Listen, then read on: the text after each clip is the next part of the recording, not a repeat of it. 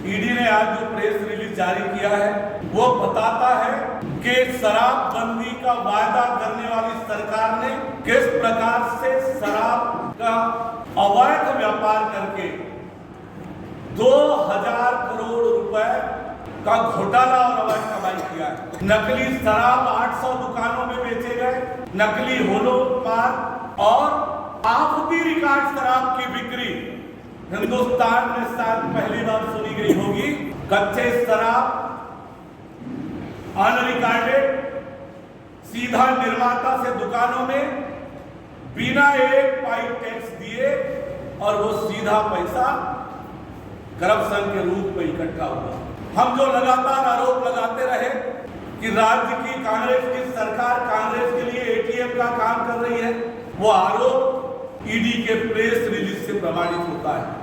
न केवल कच्चे शराब दुकानों में बेचे गए 800 दुकानों में अनरिकॉर्डेड उससे 1200 से 1500 करोड़ रुपए की वसूली हुई। सरकार के खजाने में जाने के बजाय ये कहा गया, किसके पास गया, ये सरकार को स्पष्ट करना चाहिए। ईडी की कार्रवाई बताता है कि ये भ्रष्टाचार का सारा तंत्र सरकार के नेतृत्वकर्ता के नजदीक तक जाता है। ये हमने देखा है कि मुख्यमंत्री के उप सचिव की गिरफ्तारी हुई लेकिन आज तक जमानत नहीं हुई। सरकार को यह भी स्पष्ट करना चाहिए कि जो ईडी ने प्रेस रिलीज में लिखा है कि हाईएस्ट पॉलिटिकल एग्जीक्यूटिव के सहयोग से ये सारा क्राइम हुआ है, तो वो हाईएस्ट पॉलिटिकल एग्जीक्यूटिव कौन है, उसका संबंध अनवर ढेबर से क्या है, जिस पॉलिटिकल एग्जीक्यूटिव को अनवर ढेबर की लूट का हिस्सा मिलता था वो कौन लोग हैं, क्या इस ऑर्गेनाइज्ड क्रिमिनल सिंडिकेट के बारे में रायपुर के महापौर इजाज ढेबर को नहीं पता था, और पता था तो उसकी जानकारी उच्च स्तर पर क्यों नहीं की गई।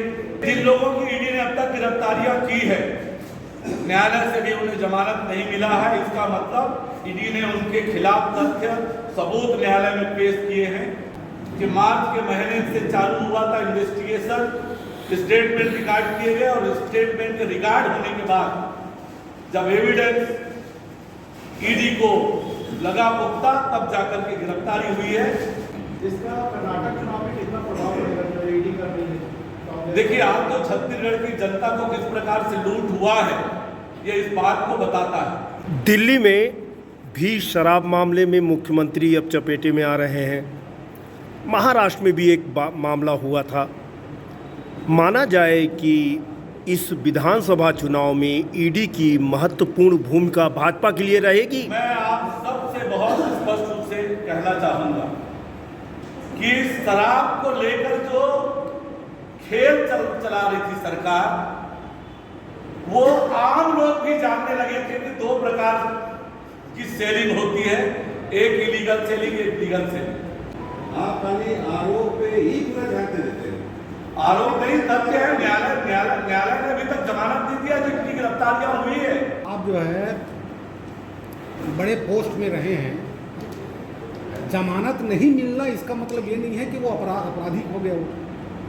बिल्कुल भी ये नहीं है। ये सही है कि जमानत केस के मेरिट के आधार पर न्यायालय देती है, पर अभी प्रारंभिक रूप से जमानत नहीं हुई है। इसका मतलब न्यायालय के सामने ईडी ने कुछ एविडेंस और तथ्य रखे हैं। तथ्य तो प्रमाणित होगा जब न्यायालय में पूरी सुनवाई होगी। जांच निष्पक्ष होनी चाहिए। आप मानते हैं कि नहीं मानते? बिल्कुल निष्पक्ष जांच होनी चाहिए। ईडी के ऊपर जो है मारपीट करने, धमकी देने, परिवार को बर्बाद कर देने, यहाँ तक कि जो उसके ऊपर आरोप जो लग रहे हैं, फिर वो निष्पक्ष कहाँ रहा? ईडी ने जो प्रेस रिलीज जारी किया है उसमें भी उन्होंने तथ्यों का विस्तृत रूप से लिखा है कि किस आधार पर उन्होंने गिरफ्तारी की है। साहब एक तरफ आप कहते हैं कि ये तो कोर्ट में पता चलेगा और सीधे उनके प्रेस ब्रीफिंग के आधार पर सीधे आप आरोप लगा देते हैं कि ये 2000 करोड़ का घोटाला है। तो क्या यह आरोप ही है तो इंतजार करना चाहिए कोर्ट का?